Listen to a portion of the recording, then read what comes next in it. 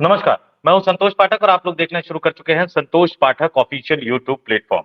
देश के प्रधानमंत्री नरेंद्र मोदी और उनके करीबी मित्र अरबपति कारोबारी धन्ना सेठ गौतम अडानी, ये रिश्ता क्या कहलाता है, ये सवाल बार बार पूछा जाता है। लेकिन ये मामला सिर्फ कुछ हजार करोड़ या कुछ लाख करोड़ भर का नहीं है। ये मामला सिर्फ कुछ ठेके, कुछ टेंडर या लॉबिंग का नहीं है। ये मामला सिर्फ प्रधानमंत्री नरेंद्र मोदी का अपने साथ अडानी को विदेश ले जाकर विदेशों में भी ठेका दिलवाने भर का नहीं है, बल्कि ये मामला उससे कहीं बड़ा है, जहां तक आप सोच भी नहीं सकते। इस पूरे मामले को समझने के लिए हमने वरिष्ठ पत्रकार शीतल जी से अनुरोध किया था, तो आज वो हमारे प्लेटफॉर्म पर जुड़ रहे हैं। आपका बहुत-बहुत स्वागत स्वागत है शीतल सर। धन्यवाद तो जी। शीतल सिंह जी, अडानी के मसले को लेकर लगातार लिखते रहते हैं, लगातार वो बातें कहते रहते हैं और भारतीय जनता पार्टी और संघ परिवार किस तरह से झूठ बोलता है। आज प्रधानमंत्री नरेंद्र मोदी ने इस्तेमाल किया कि ड्रामा नहीं डिलीवरी चाहिए, लेकिन वो ड्रामे की शुरुआत कहाँ से हुई और किस तरह से झूठ की खेती के बल पर जनता की भावनाओं को भड़काकर वोटों की फसल काटी जाती है, इसको लेकर बहुत बड़ी-बड़ी कहानियां, बहुत बड़ी-बड़ी स्टोरी इन्होंने ब्रेक की है। तो आज हम सीधे मुद्दे पे आते हैं।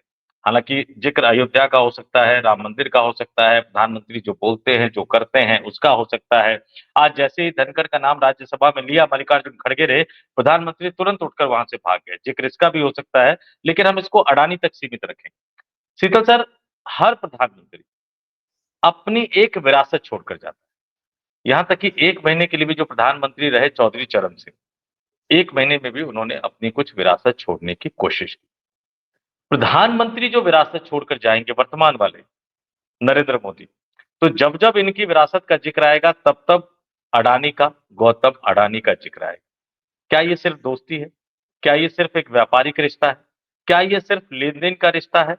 या ये इस देश के राष्ट्रीय हितों के लिए भी एक बहुत बड़ा खतरा, एक बहुत बड़े चुनौती का मामला बनकर निकल कर सामने आ जाता है? आखिर ये है क्या? ये रिश्ता क्या है इन दोनों के बीच? देखिए, दुनिया में जो कैपिटलिज्म है, पूंजीवाद जो है, उसके विकास के कई आयाम हैं। और भारत जैसे देशों में जो विकासशील देश हैं या उससे भी दूसरे इतर भी देश हैं जहाँ तानाशाहियाँ वगैरह है, इन सब में जो कैपिटलिज्म डेवलप होता है उसका कैरेक्टर भिन्न होता है। हमारे यहाँ जो उद्योगपति हैं, कुछ को छोड़कर, जो आज़ादी से पहले से थोड़ा बहुत कुछ करते थे, बाकी को अगर हम लेंगे तो उनमें से ज़्यादातर का विकास सरकारों के सहयोग से हुआ है। और सरकारों के राजनेताओं से संबंधित राजनेता, जैसे वित्त मंत्रालय वगैरह में हो या प्रधानमंत्री खुद हो, जैसे इस मामले में अभी है, इनसे आपके अगर संबंध होते हैं तो आप देश की नीतियों को प्रभावित करते हैं। दूसरे, ये कोई रिसर्च बेस्ड या किसी टेक्नोलॉजी में काम करके अपनी काबिलियत से वहां नहीं पहुंचे हैं, या इनका साम्राज्य उसकी वजह से नहीं पहुंचा है। इन सब का साम्राज्य बनता है सरकार की मिलीभगत से, बैंकों को लूटने से, इंश्योरेंस कंपनियों को लूटने से। जो हमारी विधायी संस्थाएं हैं जिनका काम है ऐसी चीजों पर अंकुश लगाना या उनकी जांच करना, उन सब चीजों को धता बताकर सरकार से मिली भगत से ये जो है जो हमारे देशज एसेट्स होते हैं, उन सब को एक तरह से आप कहें लूट लेते हैं और उससे ये बड़े बन जाते हैं। हमारे अभी जिनका आपने नाम लिया, उनका जो विकास है कुछ इसी तरह का है। आज से चूंकि मैं इनके विकास को उम्र हम लोगों की आसपास ही है और मैं भी बहुत व्यापार को जानता हूँ, तो मैं इनके शुरुआती जानता हूँ। हमारे देश में पहले जो ऐसा राज था जिसे कोटा परमिट राज कहते थे, मतलब उदारीकरण होने से पहले वाला जो था, उस दौरान और उदारीकरण के शुरुआती वर्षों में, उस दौरान क्या होता था कि बहुत सारे हमारे जो लोग एक्सपोर्ट करते थे सेवाएं या अन्य चीजें, या यहीं काम करते थे लेकिन उनके पास ट्रेवल वेवल के काम थे और उनके पास डॉलर हार्ड करेंसी आती थी, तो जो हार्ड करेंसी लाने के कोई भी उपक्रम होते थे उसके एवज में सरकारें उनको एक सीमा तक कोई भी चीज इंपोर्ट करने में ड्यूटी फ्री कर देती थी। जैसे आपने $100 कमाए, आप टूरिस्ट कंपनी है और आपके पास विदेशी ग्राहक हैं और वो आए आपके जरिए, उन्होंने देश में भ्रमण किया, $100 खर्च किए, डॉलर में पेमेंट किया, तो सरकार आपको उसमें से 20-30 कुछ डॉलर दे देती थी कि इतना आप इतने का कोई चीज अगर आप इंपोर्ट करेंगे बाहर से तो ड्यूटी नहीं लगेगी उस पर। ये आपको एक इंसेंटिव दिया जाता उस जमाने में कोटा पर।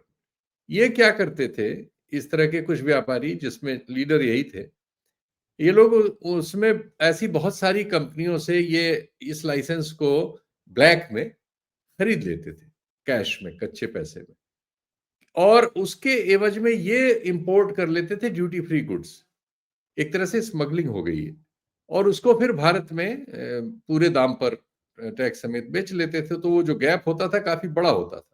तो वो कोई चीज ऐसी है जिसकी यहाँ बड़ी जरूरत है और हमारे यहाँ नहीं मिलती है, बाहर से आती है, अगर हम नॉर्मल व्यापार करेंगे तो हमें 100 रुपए का 100 देना पड़ेगा, और उस पर फिर ड्यूटी देनी पड़ेगी, एक्साइज वगैरह जो बहुत बड़ी होगी। इनके मामलों में वो पैसा बच जाता था, और जो बहुत बड़ा पैसा होता था, क्योंकि एक्साइज वगैरह की बड़ी ड्यूटीज हमारे उस जमाने में थी। शुरुआत यहाँ से हुई। और उस जमाने में मुझे याद है कि यहाँ दिल्ली के एक व्यापारी थे, एक्शन शूज वाले, उनके साथ इनका एक विवाद हो गया था। तो यहाँ एक राजेंद्र नगर थाना है, उसमें बैठाए गए थे, और फिर 5 करोड़ रुपए इनके बड़े भाई जो आजकल विदेशों में रहते हैं, वो शायद लेके आए किसी चार्टर्ड प्लेन से या किससे, तब इनको थाने से बाहर हुए, रात भर थे यहाँ।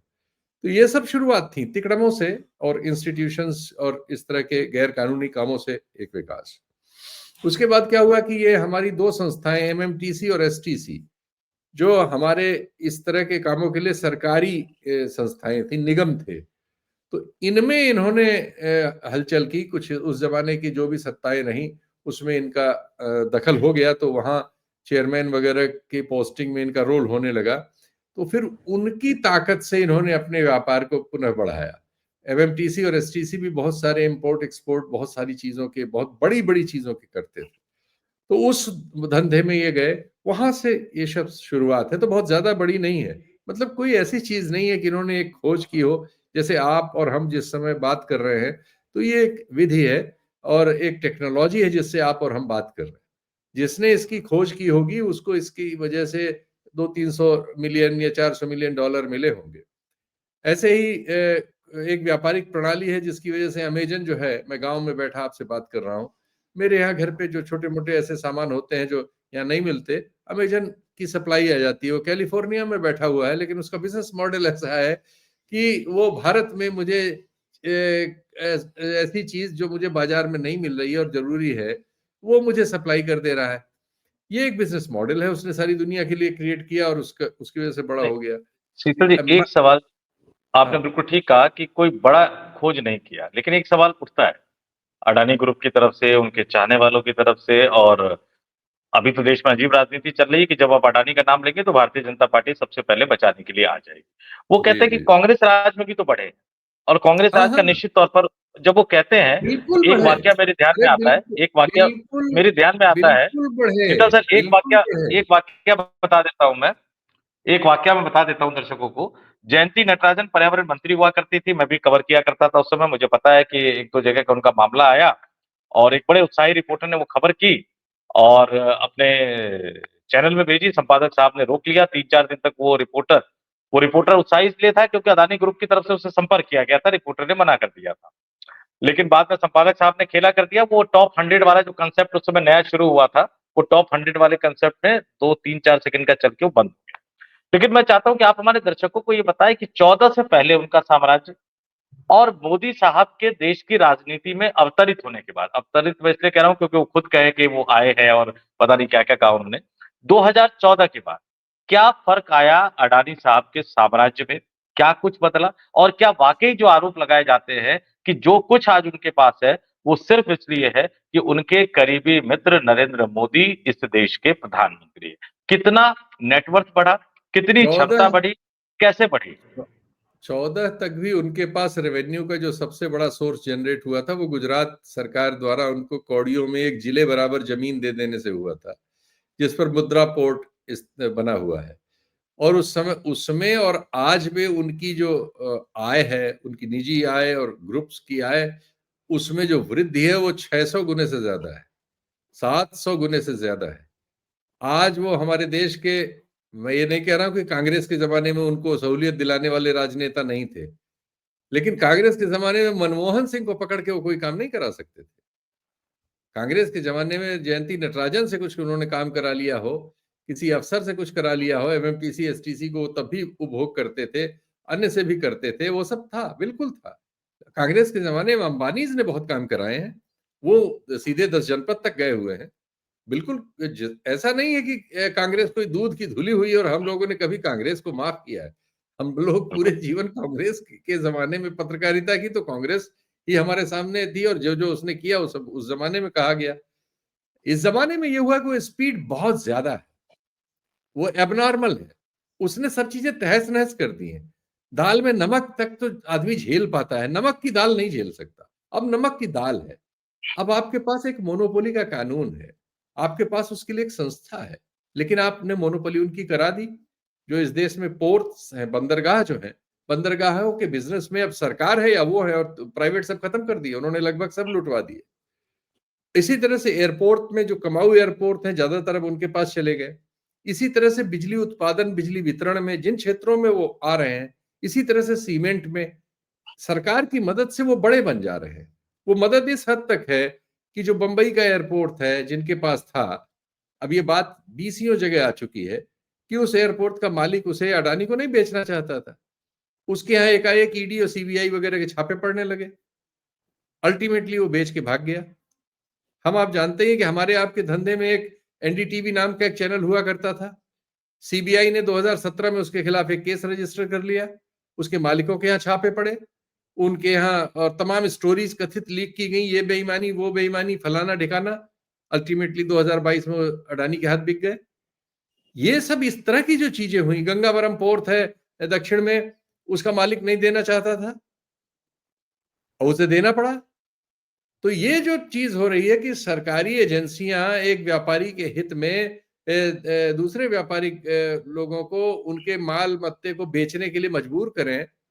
हम जानते हैं कि वो एक व्यापारी जो इस समय बंबई का एक बहुत बड़ा बिल्डर है और दुबई में रहता है, जो महुआ मोइत्रा को जो थोड़ा बहुत हेल्प करता था इंफॉर्मेशन में, उसका क्या हाल हुआ जब महुआ मोइत्रा वाला एक्सपोज हो गया, उसे जाने क्या क्या करना पड़ा। तो ये जो वातावरण हो गया है कि अब एक औद्योगिक वातावरण नहीं है, एक माफिया वातावरण है ये। ऐसा कांग्रेस के ज़माने में बहुत सारे पाप हुए हैं। हो सकता है इससे मिलता-जुलता भी कोई पाप हुआ हो, उनको कोई हम सर्टिफ़िकेट देने वाले नहीं हैं। बिल्कुल, बिल्कुल। लेकिन अभी जो हो रहा है, हम तो आज की बात अभी करेंगे ना, उस समय की बात 2013 में हम उनकी बात कर रहे थे, 2012 में उनकी बात कर रहे थे, 2006 में उनकी बात कर रहे थे। तो जो चीज़ जहाँ होगी उसकी बात करेंगे ना। ये दुर्भाग्य है कि आज ऐसा वातावरण हो गया है कि आप जैसे अडानी की बात करें, आपने सही कहा, तो बीजेपी सपोर्ट में आ जाएगी, बीजेपी को समर्थन करने वाले लाखों लोग सपोर्ट में आ जाएंगे। कोई ये नहीं देखेंगे कि तथ्य क्या है। भाई तथ्य देखिए आप ना, आप सेबी आपकी जांच नहीं कर रही है, सुप्रीम कोर्ट में मैनेज हो जा रही हैं चीजें। सुप्रीम कोर्ट के एक जज पर एफिडेविट पर आरोप है कि उन्होंने इनको करीब 48,000 करोड़ के फायदे पहुंचाए। तो ये सब चीजें ऐसी हैं जो हम नहीं कह रहे हैं, ये इंस्टीट्यूशंस बोल रहे हैं, इंस्टीट्यूशंस के रिटायर्ड लोग बोल रहे हैं, सुप्रीम कोर्ट के जजेस बोल रहे हैं, चीफ जस्टिस बोल रहे हैं। भाई सब लोग जो हैं किसी प्रलोभन में बोल रहे हैं। ये तो पोस्ट इस समय जो लोग मतलब बाहर ये बात कर रहे हैं, उनको तो कोई पोस्ट रिटायरमेंट बेनिफिट भी इससे नहीं मिल सकता। सच्चाई तो ये है कि ये बोलने की वजह से, वैसे आप, मेरी उम्र हो गई है, मुझे नौकरी की नहीं जरूरत है, रिटायर हूं एक तरह से। लेकिन अगर नौकरी में तलाश था तो मुझे कौन नौकरी देता है इस समय? कहीं आपको मीडिया में अडानी की आलोचना के बाद नौकरी मिल सकती है या बीजेपी की आलोचना के बाद? वो नहीं, स्थितियां बदल गई। मेरे भी जो जी, आखिरी संस्थान थे शीतल जी, वो आईएनएस ही था, जो आईएनएस जी, अडानी ग्रुप ने खरीदा, उसके बाद 8-9 महीने मैंने काम किया और आपने बिल्कुल सही कहा। जी। ऐसा नहीं कि कांग्रेस के ज़माने में गलतियाँ नहीं होती थी। शिवराज पाटिल का इस्तीफा हो, पवन बंसल का नहीं, इस्तीफा हो, अडानी शरद प अंबानी कांग्रेस ग्रुप को मंत्रियों के। अब इसी तरह से अंबानी ग्रुप को कांग्रेस के उस समय के वित्त मंत्री रहे, फिर राष्ट्रपति रहे, प्रणब मुखर्जी की हेल्प प्राप्त थी और वो तमाम उन्होंने फायदे उठाए और उनका, मैंने कहा कि 10 जनपद तक उनकी एक्सेस थी। ये सही है, आज भी है उनकी एक्सेस। जी, नहीं, और ये आपने बिल्कुल सही कहा, लेकिन उसमें एक फ़र्क था। जैसे मैं आपको बताऊँ, क्योंकि पीएमओ भी कुछ समय तक उस समय मैंने कवर किया। मंगलवार जी, और बुधवार, ये 2 दिन फिक्स थे। एक दिन बड़े भाई के लिए था, एक दिन छोटे भाई के लिए था। वो पीएमओ जाते थे, प्रधानमंत्री से मुलाकात होती थी, लेकिन जब भी सवाल उठते थे, मैं खुद मैंने खुद शरद पवार से कई बार सवाल पूछे हुए, वो नाराज होते थे, लेकिन वो सवालों के जवाब देते थे। और चाहे शरद पवार ने तो कभी शिकायत नहीं की, लेकिन 3 मंत्री यूपीए सरकार के थे जो बार-बार हमारे एडिटर से बात नहीं बनी तो मालिक से शिकायत की, लेकिन उस समय संपादक झेल जाते थे। आजकल जी। संपादक वो झेल नहीं पाते हैं, एक मंत्री के कॉल को वो झेल नहीं पाते। अच्छा, लेकिन उस जी। समय बेशर्मी की हद नहीं होती थी, अगर आप सवाल पूछे, फँसते थे तो इस्तीफा होता था। अब बेशर्मी की हद देखिए कि एलआईसी का 31 या 32 हज़ार करोड़ का निवेश, फिर खबर आई कि नहीं वो जो मीटिंग होती है शेयर होल्डर्स की उसमें बाकी लोग तो आपत्ति उठाते हैं, एलआईसी नहीं उठाता। और अब से कुछ दिन पहले की खबर है कि जो एलआईसी ने है, उसने अडानी ग्रुप की सीमेंट कंपनी में भी अपनी हिस्सेदारी को 10% से ऊपर कर दिया है। यानी ये तो बेशर्मी की हद है कि आप जो कहते रहिए, आप जो आरोप लगाते रहिए, लगाते रहिए। हम तो सरकारी संसाधनों का यानी मेरे और आपके और तमाम टैक्स पेयर के पैसे को अडानी ग्रुप में लगाते रहेंगे, लगाते रहेंगे, लगाते रहेंगे। ये तो अ, खुला खेल फर्रुखाबादी एक तरह से। ऐसे ही स्टेट बैंक का हाल है। ऐसे ही देश का सबसे बड़ा बैंक है। उसकी वजह से हमारे प्रधानमंत्री ऑस्ट्रेलिया गए। मीटिंग में वो साथ-साथ बैठी हुई थी उनकी जो चेयरमैन थी। तो और उसके बाद हमने पाया कि उनको उस उद्योग के लिए लोन दिया गया। तो हम साफ-साफ देख रहे हैं, ये बहुत इस समय बहुत पर्दा नहीं है। यही नहीं मामला है भारतीय साख पर विदेशों में जहां-जहां प्रधानमंत्री की यात्राएं होती हैं, उन यात्राओं के बाद हम पाते हैं कि अडानी का कोई ठेका पट्टी का कोई मामला चल रहा है। सब जगह ऐसा है। ऐसा सहयोग सिर्फ अडानी के साथ क्यों है? दूसरे साइप्रस जैसी जगह कभी कोई प्रधानमंत्री नहीं गए, जरा सी जगह है, कोई मतलब नहीं है उसका, कोई भारत से ऐसा व्यापार भी नहीं है। वहां सिर्फ इनके बड़े भाई विनोद अडानी रहते हैं। जो हमारे देश से जो ब्लैक मनी यहाँ से चोरी होता है, हमारे देश की मैं वो जो बात बता रहा था रह गई। हमारे जैसे देशों में क्या होता है, एक बहुत बड़ा पैसा जो है, जो काला धन कहा जाता था, जिसके बारे में इतना आंदोलन हुआ, अन्ना हजारे और केजरीवाल नेता बन गए, मुख्यमंत्री बन गए, पार्टियां बन गई, सरकार बदल गई, मोदी जी आ गए। आज उस काले धन की कोई बात नहीं है। वो काला धन जान लीजिए क्या है। कई बार अभी तो हर महीने कोई न कोई खबर आ जाती है कि फलाना बाबू पकड़ा गया, कहीं तो सिपाही कांस्टेबल ट्रैफिक का मिल रहा है तो उसके यहाँ 6 करोड़ 7 करोड़ कैश मिल जा रहा है और दसियों करोड़ की जायदाद मिल जा रही है। ये जो करप्शन है, जो आप और हम सब अपने जीवन में सबको इसका अनुभव है, ये जो एबनॉर्मल लेवल पर बढ़ गया है। सारे अफसर अब चोरियां कर रहे हैं, जो जहां पोस्ट है, जहां कमा सकता है। सारे प्रशासनिक अधिकारी, पुलिस चोरी करती है एक बहुत बड़े पैमाने पर। और इस तरह से ये सारे लोग जो हैं अतिरिक्त पैसा बना रहे हैं, जो ब्लैक का मनी है। ये पैसा कहाँ लगाएं? जगहें कम है, जमीन वमीन में लगा दिया, थोड़ा इधर उधर कर दिया, लेकिन एक बहुत सारा पैसा खाली होता है जो चैनल होके यहाँ से जाता है विदेशों में और टैक्स हेवन्स में रखा जाता है। वो पैसा मॉरिशस और सिंगापुर के रूट से फिर भारत में हमारे ही एसेट्स को यहीं से चोरी किया हुआ, हमसे आपसे डाका डाल के बेईमानी करके एक दरखास्त लेने के लिए गरीब आदमी को परेशान करके 500 800 1000 रुपया लूटा जाता है। या वो जो ट्रक चलते रहते हैं जिनसे रोज वसूली हर जगह पे पुलिस वाले नाका लगा के करते हैं। इस तरह की चोरियों का नाली से इकट्ठा हुआ पैसा है। ये पैसा ही हमारे इकोनॉमी में वाया मॉरिशस, हर अर्थव्यवस्था, हर वित्त मंत्री जानता है मॉरिशस कोई औद्योगिक देश नहीं है। इतना पैसा इन्वेस्टमेंट के लिए उसके पास कहां से आ रहा है? ये सब टैक्स हेवन से हमारा ही चुराया हुआ पैसा है जो आता है। और हमारे बाजार में एक सरकारी ऐसी नीति बनाई जाती है, जैसे एक जमाने में पेट्रोलियम सेक्टर खोला गया, फिर पोर्ट खोले गए, फिर एयरपोर्ट खोले गए, फिर बिजली बनाने के लिए खोला गया, फिर बिजली वितरण के लिए खोला गया। ऐसे ही चीजें बड़े बड़े उद्योग धंधे देश के जो सरकारी क्षेत्रों में है उनको प्राइवेट के लिए खोला जाता है, सरकारी क्षेत्रों को बीमार किया जाता है। बीएसएनएल को मिटा दिया गया, लगभग मिट गया है। बीएचईएल को मिटा लिया गया, कोल इंडिया को मिटा लिया गया या लगभग बॉर्डर पे कर दिया गया है। जितने हमारी ये इस्पात के कारखाने हैं, आने वाले दिनों में आप उनको खत्म होते देखेंगे। जो भी हमारे पब्लिक सेक्टर में है, जो हमारे आपके पैसे से बने, सालों साल इस देश की उसमें योग्यता और क्षमता और सब लगी, उससे एक चीज बनी, उससे हजारों लोगों को रोजगार मिला, बहुत से घर चले, बहुत से चूल्हा जले, उससे देश की अर्थव्यवस्था की ताकत बनी। ये सब इनके पास वापस किया जा रहा है। ये या वो बहाना बना के पहले उनको बीमार किया जाता है और फिर उनके बीमार होने का बहाना करके उनकी नीलामी की जाती है औने पौने दाम में। और ये चोरी का पैसा जो चोरी से आता है, जो जितना बड़ा है उसको उतनी सुविधा है, क्योंकि किसी दूसरे का पैसा तो सीबीआई ईडी से पकड़वा लेंगे, लेकिन अडानी का पैसा आएगा इसमें सुविधा सिर्फ ये है, इसलिए 6 गुना बढ़ गए कि वो चोरी का जो पैसा देश से निकल के जा घूम के आ रहा है, वो सबसे ज्यादा ये ला सकते हैं सरकार से मिलके, दूसरा कोई नहीं ला सकता। इसलिए ये देखिए सबको फला के सबसे बड़े हो गए। कोई शीतल रिसर्च, जी, कोई डेवलपमेंट, कोई बिजनेस मॉडल नहीं है, डकैती का मॉडल है। एक गरीब और मध्य आय वाले देशों में ये सब चलता है, तानाशाही वालों में चलता है, वही चल रहा है। ये दुर्भाग्यपूर्ण है, लेकिन ये रियलिटी। एक बीजेपी के एक नेता ने, शीतल जी नाम नहीं लूंगा, लेकिन उन्होंने बड़ी दिलचस्प चीजें कही। इस बीच में मुरली मनोहर जोशी ने 70 पेजों की एक रिपोर्ट आरएसएस मुखिया को सौंपी थी, पूरे डिटेल में सौंपी थी। हालांकि वो रिपोर्ट सौंपने से पहले लीक हो गई थी और प्रधानमंत्री ने 15 अगस्त को अपने भाषण में उनमें से कुछ चीजों का जिक्र कर दिया था।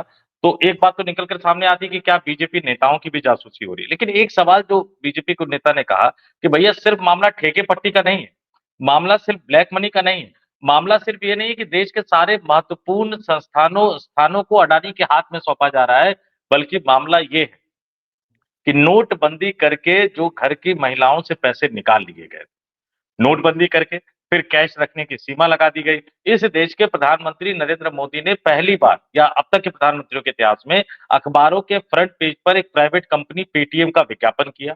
पेटीएम ने सबका आधार डेटा ले लिया, उसको चीनी कंपनी ने खरीद लिया और आधार का पूरा डेटा चीन के पास है। वो कह रहे हैं कि अब हालत ये है कि मिडिल क्लास के पास पैसा नहीं, गरीब के पास पैसा नहीं, और अडानी साहब की जो भी कंपनी है, या तो वो एलआईसी के पैसों से बनी है, या वो स्टेट बैंक ऑफ इंडिया के पैसों से बनी है, या वो किसी और बैंक से लिए गए पैसों से बनी है।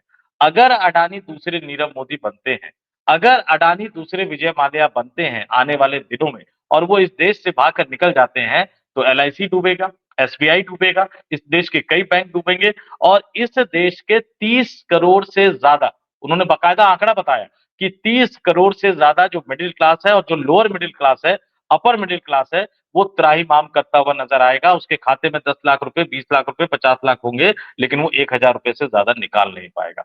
क्या देश उस खतरे की तरफ बढ़ रहा है? क्योंकि सबसे बड़ा खतरा वही है। मैंने कहा कि असली ठेका पट्टी वाला मामला नहीं, असली खतरा यह है कि देश क्या दिवालियापन की तरफ बढ़ रहा है, कंपनी नहीं, दे देश। देखिए, देश जो है चूँकि बढ़ नहीं रहा है, देश के तौर पर, उद्योगपति की बात छोड़ दीजिए, देश के तौर पर देश नहीं बढ़ रहा है, देश जालसाजी कर रहा है। आप देखिए, आईएमएफ ने अभी हमको पकड़ा है कि हम बिल्कुल। जालसाजी करके अपने ये डेवलपमेंटल आंकड़े जो बताते हैं जीडीपी की ग्रोथ वगैरह के, झूठे हैं। उसने हमें उस श्रेणी में डाल दिया है जहाँ बहुत घटिया देश है, बहुत नीचे के एकदम नीचे की पायदान के बराबर कर दिया है। उन लोगों को शंका पहले से थी, लेकिन अब उनके पास तथ्य हैं और उन्होंने उन तथ्यों का ब्यौरा देते हुए हमें वहां डाला है। और हमारे मुंह से जबान भी नहीं निकल रही, चूंकि हम चोर कर रहे थे दूसरे। हम हमारे प्रधानमंत्री और हमारे ये पूरे प्रचार तंत्र के लोगों ने ये साल शुरू होते ही ये जश्न मनाना शुरू कर दिया था कि हम तीसरी अर्थव्यवस्था हो गए या हो रहे हैं, हो चुके हैं, और हमने 4.5 ट्रिलियन अर्थव्यवस्था पार कर लिया, समाचार जो भी बता रहे थे। लेकिन अभी कल आया है हमारे जो नए सलाहकार, एक तो इस सरकार के आर्थिक सलाहकार 4 या 5 बदल चुके हैं। प्रधानमंत्री के जो आर्थिक सलाहकार हैं, कोई टिकता नहीं है, क्योंकि इनका जो फर्जीवाड़ा है, वो आर्थिक सलाहकार प्रोफेशनल लोग होते हैं। उनकी एक सामाजिक साख भी है। एक तो नौकरी है, ठीक है, एक पद है, ठीक है, लेकिन एक सामाजिक उनकी साख है। बोलने का उनको यहाँ नहीं, लेकिन उनको जवाब देना पड़ता है सारी दुनिया में मंच पर। तो वो ये तो अजीब लोग हैं। जो चाहते हैं वो चाहते हैं, वो सब गलत काम आप करिए। तो वो लोग जो है या तो इनका हाथ जोड़ लेते हैं कि भैया हमसे नहीं होगा। तो जो हाथ जोड़ लेते हैं बाहर आके फिर वो सब बताते हैं कि क्या हो रहा है। अब जो है उसने बोला है कि इस साल के अंत में, अगले साल 26 में हम 4 ट्रिलियन कर लेंगे। अभी जो सलाहकार है, उन्होंने टाइम्स ऑफ इंडिया में अंदर एक छोटी सी खबर है, बड़ी खबरें तो थी कि हमने कर लिया नहीं, साल नहीं के आई। शुरू में ही, मार्च में ही आ गया था सब। जापान को भी पछाड़ दिया, हम तीसरी अर्थव्यवस्था हो गए, ये हो गया, वो हो गया, फलाना ढिकाना। अब आया कि 26 में हम जाके 4 ट्रिलियन की अर्थव्यवस्था हो जाएंगे। अब वो ये कह रहा है, अब जो आया है नया वाला।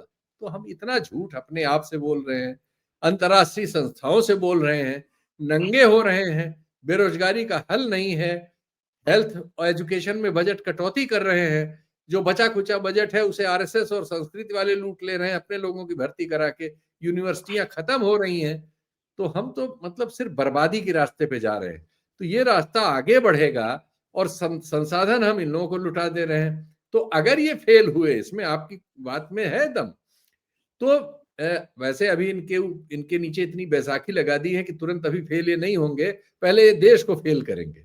सच्चाई ये है कि इससे क्या होता है, जब व्यापार में इस तरह की डकैती होने लगती है, तो हमारा जो दिमाग है, हमारे यहाँ जो भी योग्यता है हमारे लोगों की, व्यापारिक योग्यता जो है, वो यहाँ से भागने लगते हैं। अब भारत में काम करने वाला लगभग हर उद्योगपति और हर व्यापारी जिसके पास 50 करोड़ की भी हैसियत है, उसने एक टांग बाहर डाल ली। कई लोग तो पूरे परिवार समेत चले गए हैं, वो निराश हो गए कि यहां कुछ नहीं हो सकता। तो इन्वेंशन रुक जाता है। और प्रतियोगिता में जो एक विकास होता है किसी भी समाज का, कैपिटलिज्म में पर्टिकुलरली, उसमें अगर प्रतियोगिता ना हो तो विकास नहीं होता।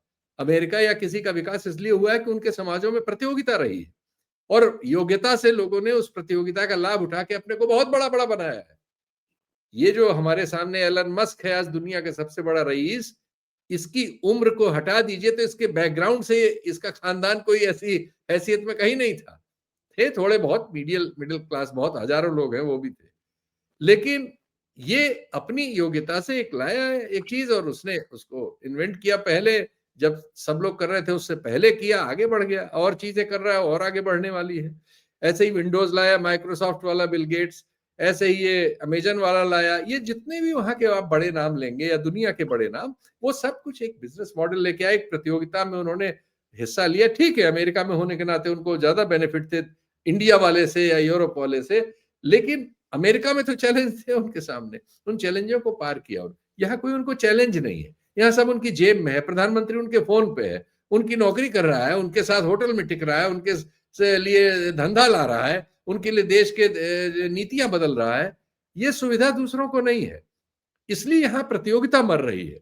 और प्रतियोगिता मरने से क्या होगा कि हमारे यहाँ अपना कोई विकास नहीं होगा, यहाँ का आदमी बाहर भाग जाएगा, जिसके पास कुछ करने लायक होगा या जिसके पास कोई काम धंधा होगा या जो इनसे अब जिनका जैसे एयरपोर्ट छीन लिया गया, जिनका मुंबई एयरपोर्ट, अब वो यहाँ कौन सा बिजनेस करेंगे? जिसने इस देश में मुंबई एयरपोर्ट को खड़ा किया इतना बड़ा और सफल बनाया, उसको बेचना पड़ा।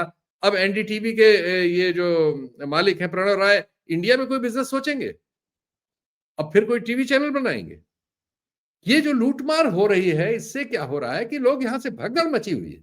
हर साल हमारे बहुत सारे लोग जो जिनके पास कुछ करोड़ हैं, चूंकि बहुत से देशों में नागरिकता मिल जाती है 10-5 करोड़ देने पे, 15 करोड़ देने पे, तो वो अपना वहां की नागरिकता लेके पूरा परिवार समेत निकल ले रहे हैं। और बहुत से जो डकैत हैं हमारे यहाँ, जो बैंकों को लूट ले रहे हैं, वो उसकी वजह से भाग जा रहे हैं। कि अभी संदेशरा वाला मामला आपने सुना ही होगा, 15,000 करोड़ के आसपास उन्होंने इंडिया से लूटा, इन्हीं के जमाने में 17 में भाग गए, अब सेटल कर लिया और 5,000 करोड़ में उनको सुप्रीम कोर्ट में सरकार ने मिलके मडवाली कर ली, खत्म। 15,000 करोड़ लूटा, 5,000 करोड़ दिया, एक आध हजार करोड़ पॉलिटिकली दिया होगा, लीगल इलीगल तरीके से, खेल खत्म।